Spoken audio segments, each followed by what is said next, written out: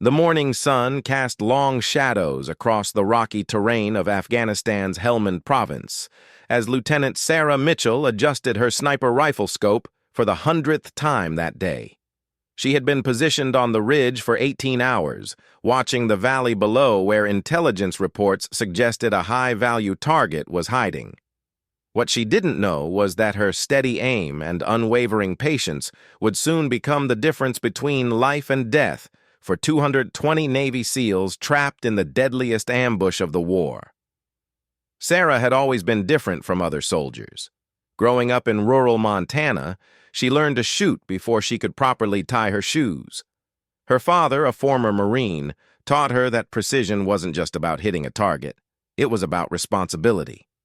Every bullet had a purpose, and every shot could save or cost lives. When she enlisted in the Army at 19, her instructors quickly noticed her exceptional marksmanship skills. Within 3 years, she had earned her place among the elite snipers, becoming one of only 12 women in the specialized unit. The mission that would change everything began 3 weeks earlier in a cramped briefing room at Forward Operating Base Chapman. Colonel James Harrison, a veteran with 25 years of service, stood before a mixed group of Navy SEALs and Army support personnel. The target was Ahmed al-Rashid, a bomb maker responsible for dozens of attacks on coalition forces. Intelligence suggested he was operating from a compound in the Sangin district, an area known for its dangerous terrain and hostile population. The plan seemed straightforward on paper. 4 teams of SEALs, each consisting of 55 highly trained operators, would approach the compound from different directions. Team Alpha would come from the north, Team Bravo from the east, Team Charlie from the south, and Team Delta from the west. Sarah and 3 other snipers would provide overwatch from elevated positions, ensuring the teams had clear paths to their objective and covering their withdrawal. As the teams prepared for deployment, Sarah studied satellite images of the target area. The compound sat in a natural bowl surrounded by hills and ridges, with only a few narrow paths leading in and out. Something about the layout troubled her, but she couldn't quite put her finger on what was wrong. The terrain offered excellent cover for the approaching SEALs, but it also created natural choke points that could become death traps if the enemy was prepared. On the night before the mission, Sarah called her younger brother Jake, who was studying engineering at college back home. She never talked about her work in detail, but she always called him before dangerous operations. Jake could hear the tension in her voice, though she tried to hide it behind casual conversation about his classes and their mother's garden. After hanging up, Sarah sat alone in her small quarters, cleaning her rifle and running through every possible scenario in her mind. The helicopter insertion went smoothly. Sarah and her spotter, Sergeant Mike Torres, were dropped on a ridge 2 miles from the target compound. They moved through the darkness, using night vision goggles to navigate the treacherous terrain. By dawn, they had established their position in a cluster of rocks that provided excellent concealment and a clear view of the valley below. Mike set up the communications equipment while Sarah prepared her rifle, a custom M24 sniper weapon system that had never failed her. As the sun rose higher, Sarah could see the other sniper teams taking their positions on different ridges around the valley. Everything appeared to be going according to plan. The SEAL teams were moving through the hills, approaching their designated positions around the compound. Through her scope, Sarah could see the target building, a modest stone structure that looked no different from hundreds of others scattered across the Afghan countryside. At exactly 800 hours, the 4 SEAL teams began their coordinated approach. Sarah watched through her scope as tiny figures moved across the landscape below, each team following predetermined routes that would bring them to the compound simultaneously. The plan called for a quick strike, capture or eliminate al-Rashid, and withdraw before enemy reinforcements could arrive. Intelligence suggested the compound was lightly defended, with perhaps a dozen fighters at most. But as Team Alpha crested a small hill just 500 meters from the compound, Sarah saw something that made her blood run cold. Muzzle flashes erupted from positions that shouldn't have contained any enemies. Hidden fighting positions that hadn't appeared on any satellite image suddenly revealed themselves as dozens of insurgents opened fire simultaneously. The trap had been set perfectly, and the SEALs were walking directly into it. Sarah's radio crackled to life as urgent voices reported contact from all directions. Team Alpha was pinned down by machine gun fire from concealed positions on their flanks. Team Bravo found their path blocked by a minefield that appeared overnight. Team Charlie came under attack from rocket-propelled grenades fired from caves in the hillside. Team Delta, moving through what appeared to be the safest approach, walked into the worst part of the trap, a kill zone where 3 machine gun positions could create overlapping fields of fire. Within minutes, the coordinated assault had turned into a desperate fight for survival. The SEAL teams found themselves trapped in positions with little cover, taking casualties while trying to locate and eliminate the hidden enemy positions. The carefully planned mission had become a nightmare, and Sarah realized that she and the other snipers were now the only hope for getting the trapped teams out alive. Through her scope, Sarah could see SEAL operators dragging wounded teammates to whatever cover they could find. Radio chatter filled her earpiece as team leaders called for immediate support and medevac helicopters for the wounded.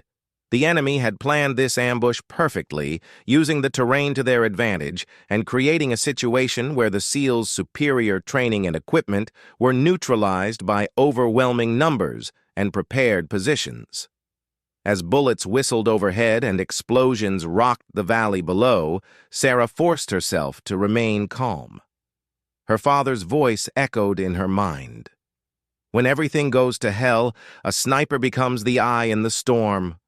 Your job is to see clearly when no one else can. She began systematically identifying enemy positions, looking for the key targets that were causing the most damage to the trapped SEAL teams. Every shot she took now would need to count, because the lives of 220 American warriors depended on her steady hand and clear judgment. The battle was just beginning, and Sarah Mitchell was about to face the most challenging shot of her career, one that would determine whether her fellow soldiers lived to see another day. In the distance, she could hear the sound of enemy reinforcements arriving, and she knew that time was running out. The young woman from Montana, who had learned to shoot in the vast wilderness of her home state, was now the last line of defense between 220 trapped SEALs and certain death. As mortar rounds began falling around the SEAL positions and the enemy fire intensified, Sarah took a deep breath and settled behind her rifle scope. The next few hours would test every skill she had learned, every lesson her father had taught her, and every ounce of courage she possessed. The trigger that no one else dared touch was now in her hands, and the lives of America's finest warriors hung in the balance. The chaos in the valley below had reached a fever pitch as Sarah Mitchell pressed her eye to the rifle scope, methodically scanning for targets among the enemy positions. Through her earpiece, she could hear the desperate voices of SEAL team leaders calling for support as their men took cover behind rocks and in shallow depressions that offered little protection from the withering enemy fire. The ambush had been perfectly executed, and now 220 of America's elite warriors were fighting for their lives in a kill zone that seemed impossible to escape. Sergeant Mike Torres, her spotter, worked frantically with his rangefinder and communication equipment, calling out distances and wind readings while coordinating with the other sniper teams positioned around the valley. The original mission to capture Ahmed al-Rashid had been completely forgotten. Now the only objective was survival, and Sarah knew that the success of any rescue attempt would depend largely on the sniper team's ability to eliminate the key enemy positions that were inflicting the most damage on the trapped SEALs. Through her scope, Sarah could see the desperate situation unfolding below.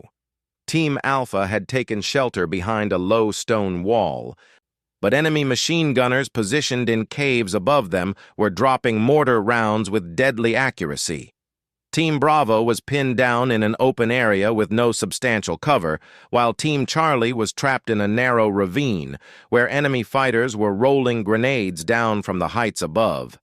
Team Delta, which had seemed to have the best position initially, was now completely cut off from the others and taking fire from 3 directions simultaneously. The enemy had clearly been planning this ambush for weeks, if not months.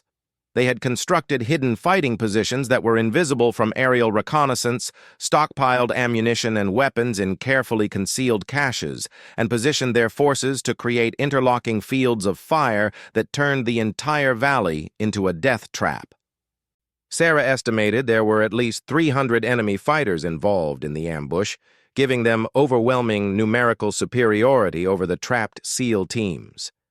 As she watched, a young SEAL from Team Delta made a desperate attempt to reach a wounded teammate who had fallen in the open.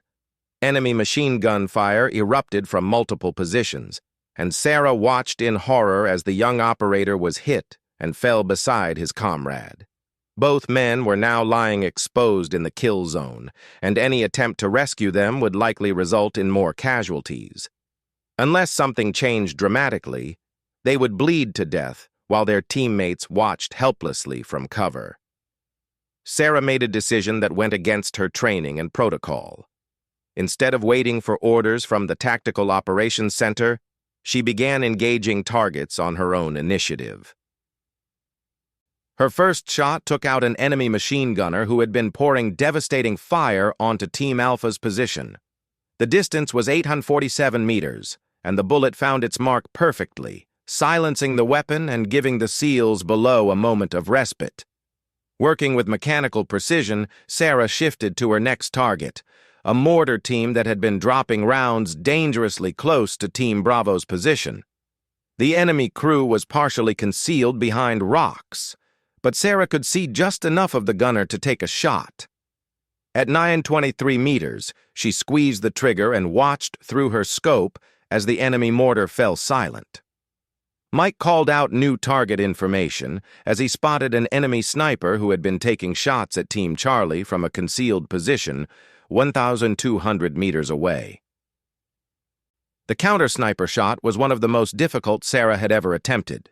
The target was partially concealed, the distance was extreme, and wind conditions in the valley were constantly changing as the morning heated up. She took several deep breaths, calculated the wind drift and bullet drop, and slowly squeezed the trigger. The shot was perfect, eliminating the threat and allowing Team Charlie to begin moving to better positions. But even as Sarah and the other snipers worked to neutralize enemy positions, the situation continued to deteriorate. Enemy reinforcements were arriving from multiple directions, and the sound of approaching vehicles suggested that heavier weapons would soon be brought to bear against the trapped SEALs. Radio intercepts indicated that the enemy was calling in fighters from across the region, turning what was already a desperate situation into a potential massacre. The most critical moment came when Sarah spotted something that made her heart race. Through her scope, she could see an enemy team setting up a large-caliber recoilless rifle on a ridge overlooking Team Delta's position. The weapon was capable of destroying any cover the SEALs might be using and would likely kill or wound most of the 55 men in that team if it was allowed to fire. The distance to the target was nearly 1,400 meters, at the very limit of her rifle's effective range, and the enemy crew was working quickly to get the weapon into action. Sarah had perhaps 30 seconds to take a shot that could save 55 lives, but the technical challenges were enormous. At that distance, even a slight miscalculation of wind speed or direction would cause the bullet to miss by several feet. The target was partially obscured by rocks and equipment, giving her only a small window to aim at. Worst of all, she would only get one chance. If she missed, the enemy crew would complete their setup and unleash devastating fire on the trapped SEALs below. Mike Torres recognized the criticality of the situation and worked frantically to give Sarah the most accurate information possible. He called out wind readings, distance calculations, and target descriptions, while Sarah made minute adjustments to her scope settings. Around them, the battle raged on as other sniper teams engaged targets, and the SEALs below fought desperately to maintain their positions against overwhelming odds. As Sarah prepared for the most important shot of her career, she thought briefly of her father's words about responsibility and purpose. Every bullet she had ever fired in training and combat had led to this moment, where the lives of 55 elite warriors depended on her ability to place a single round exactly where it needed to go. The weight of that responsibility should have been crushing, but instead, Sarah felt a strange calm settle over her as she settled into the familiar routine of breathing, aiming, and firing that had become second nature after years of training. The enemy crew was almost finished setting up their weapon.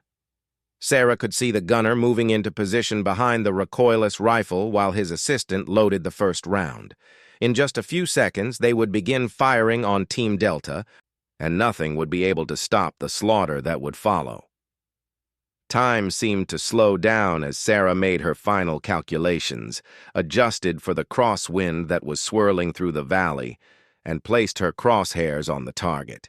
Through her earpiece, she could hear the voice of Team Delta's leader calling for immediate support and reporting that they were about to be overrun. Other SEAL teams were also requesting urgent assistance as enemy pressure increased from all directions. The sound of helicopters could be heard in the distance, but they were still too far away to provide any immediate help. Everything depended on Sarah's ability to make an impossible shot under the worst possible conditions. As her finger moved to the trigger, Sarah forced herself to block out all the chaos around her. The radio chatter faded into background noise, the sounds of battle became distant, and her entire world contracted to the small circle visible through her rifle scope. At 387 meters, firing uphill in changing wind conditions, she was attempting a shot that most snipers would consider beyond the reasonable limits of their equipment and training. But the alternative was watching 55 American warriors die while she did nothing. Sarah Mitchell, the girl from Montana who had learned to shoot in the vast wilderness of her home state, was about to pull a trigger that no one else dared touch. The fate of 220 Navy SEALs hung in the balance, and she was their last hope for survival. In the next few seconds, her single bullet would either save lives or fail spectacularly, leaving the trapped teams to face annihilation at the hands of an overwhelming enemy force. The moment of truth had arrived, and everything depended on her steady hand and unwavering determination. Sarah Mitchell's fingers squeezed the trigger with the same steady pressure she had practiced thousands of times on the ranges back home in Montana. The rifle bucked against her shoulder, and the crack of the gunshot echoed across the valley as the bullet began its journey through 387 meters of turbulent air. For what seemed like an eternity, Sarah kept her eye pressed to the scope, tracking the bullet's path as it arced through the morning sky toward the enemy position where the recoilless rifle crew was preparing to unleash devastation on Team Delta. The bullet struck the primary gunner center mass just as his hand reached for the firing mechanism. The impact sent him tumbling backward, and his assistant, startled by the sudden violence, stumbled and fell into the weapon, knocking it off its carefully aimed position.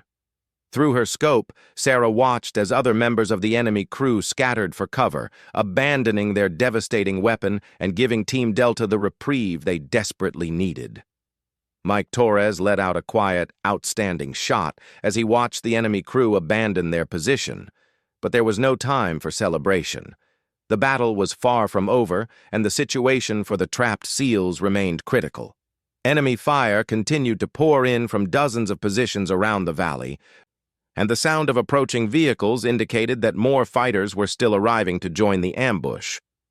Sarah immediately began scanning for her next target, knowing that every second counted in keeping the enemy from reorganizing their attack.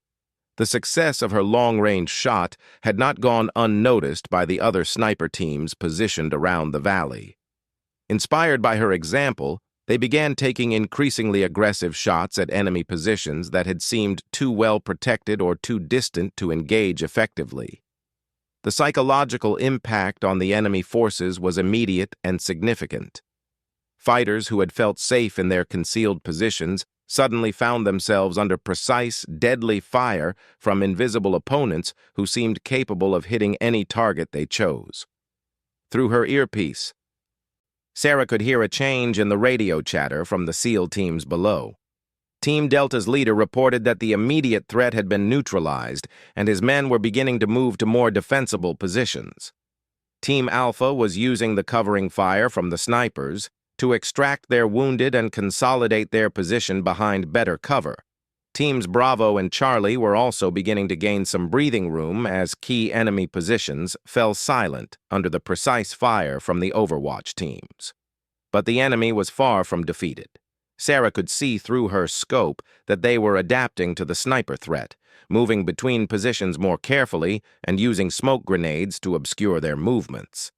A new group of fighters had arrived with heavier weapons, including several rocket-propelled grenade launchers that posed a serious threat to the SEAL team's positions.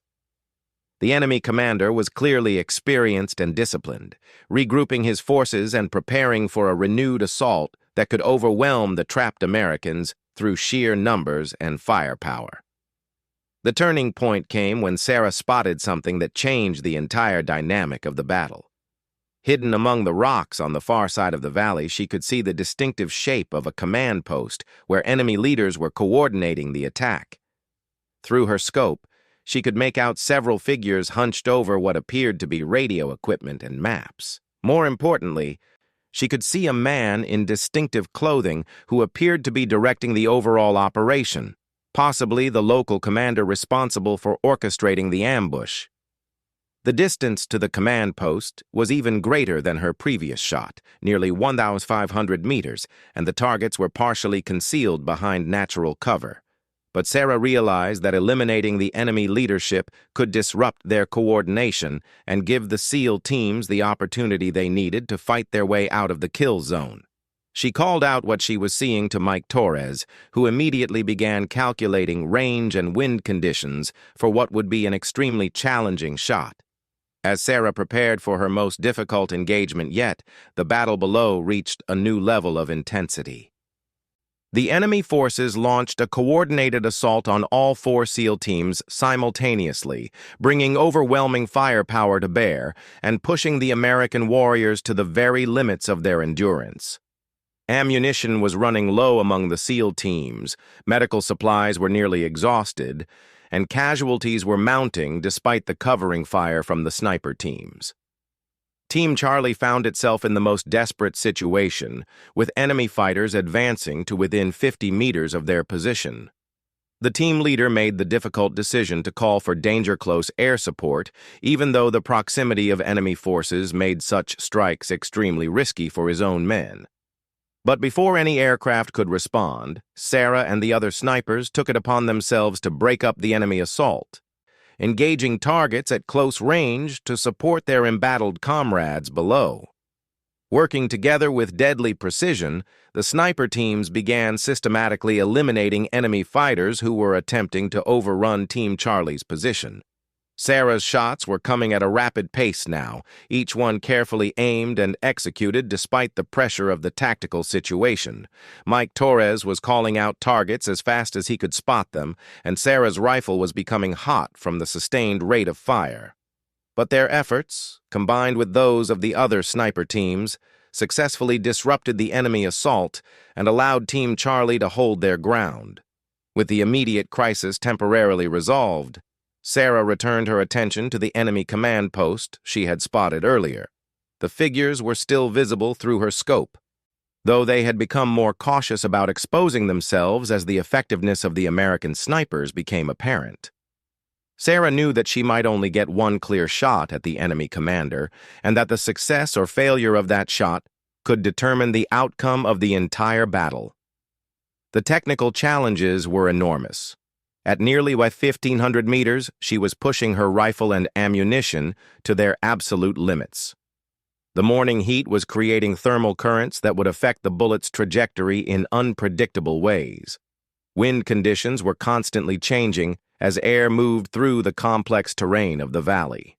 Most challenging of all, the target would only be visible for brief moments as he moved between covered positions. As Sarah waited for her opportunity, she could hear the sound of helicopters growing louder. American air support was finally arriving, but it would still be several minutes before they could effectively engage enemy positions. In the meantime, the SEAL teams continued to fight desperately against overwhelming odds, using every bit of their training and experience to survive an ambush that should have been completely devastating. The moment came suddenly when the enemy commander emerged from cover to gesture toward Team Delta's position, apparently directing a renewed assault on the trapped Americans. Sarah had perhaps 3 seconds while he remained visible, and she knew there would be no second chance. Every element of her training came together in that instant. Breath control, trigger squeeze, follow-through, as she sent her final bullet of the engagement on its way toward the target.